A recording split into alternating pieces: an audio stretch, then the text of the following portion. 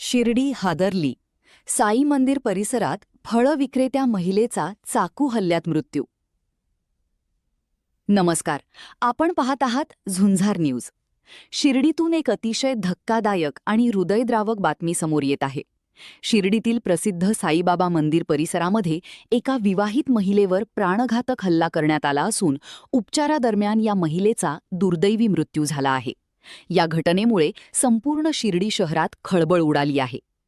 साईंच्या नगरीत रविवारी रात्री रक्ताचा सडा पडला. शिर्डीतील साई मंदिराच्या मुख्य प्रवेशद्वारासमोर म्हणजेच गेट क्रमांक 4 समोर ही थरारक घटना घडली. जयश्री साईनाथ क्षीरसागर ही 27 वर्षीय महिला गेल्या अनेक वर्षांपासून या परिसरात फळ विक्री करून आपल्या कुटुंबाचा उदरनिर्वाह करत होती. मात्र रविवारी 19 जुलै रोजी रात्री तिच्यावर काळाने झडप घातली.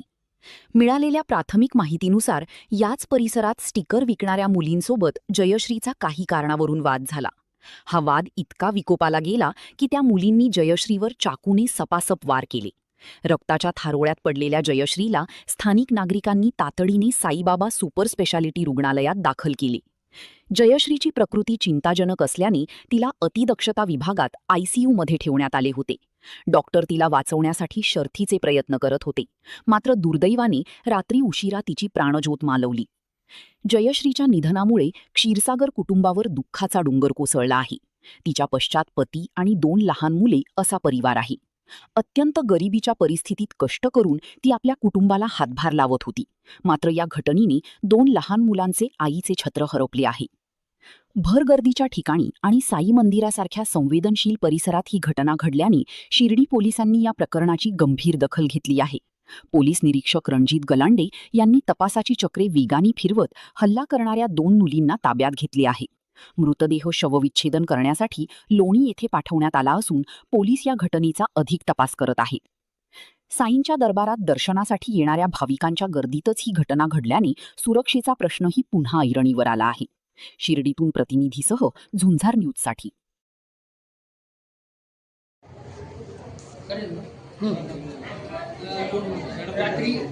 रात्री साई मंदिराजवळ एक महिलेवर हल्ला करण्यात आला.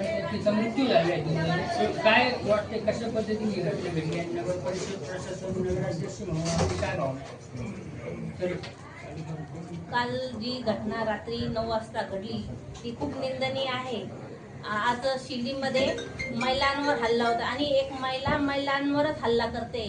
तर या महिलांचा, ज्या महिला अशा नशाखोर आहे त्यांच्यावर आम्ही शिर्डी नगर परिषद आणि साईबाबा संस्थान, पोलीस प्रशासन यांच्या वतीने आम्ही त्यांच्यावर कारवाई करणार आहोत. आणि आज जी दुर्दैवी घटना आहे शिर्डीत, अशी कधीही घटना होऊ नये यासाठी आम्ही शिर्डी नगर परिषद आणि आमचे सर्व नगरसेवक, उपनगराध्यक्ष, आमचे शिवसाहेब आणि सर्व कर्मचारी आम्ही त्यांच्यावर कठोर कारवाई करू. अशी स्वादिष्ट राईस खीर आता घरच्या घरी.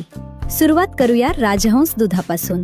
पॅनमध्ये दूध गरम करून छान उकळी आणा. आता कढईत तांदूळ हलक्या आचेवर भाजून घ्या. त्याच कढईत राजहंस तूप घाला. यानंतर काजू आणि बदाम घालून सोनेरी रंग येईपर्यंत रोस्ट करा.